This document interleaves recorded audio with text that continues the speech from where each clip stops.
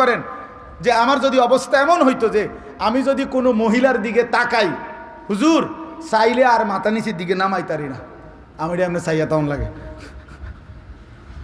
আমার এমন গার এটা এমন যে এটা নিচের দিকে নামে না, বেড়িতে দিকে চাইয়ে থাকি।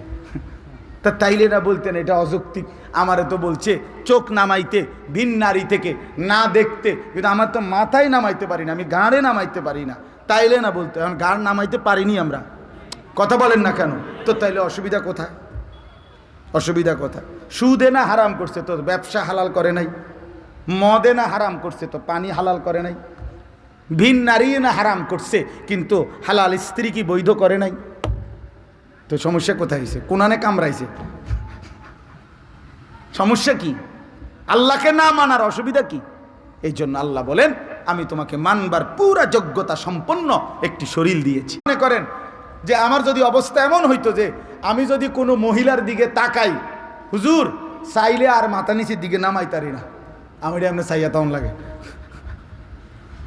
আমার এমন গার এটা এমন যে এটা নিচের দিকে নামে না, বেড়িতে দিকে চাইয়ে থাকি। তা তাইলে না বলতেন এটা অযৌক্তিক?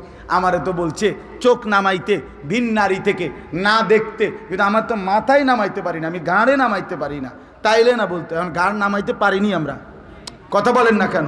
তো তাইলে অসুবিধা কোথায়?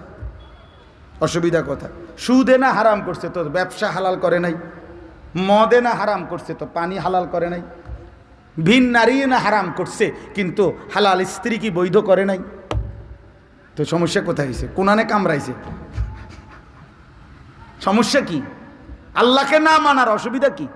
এই জন্য আল্লাহ বলেন আমি তোমাকে মানবার পুরা যোগ্যতা সম্পন্ন একটি শরীর দিয়েছি।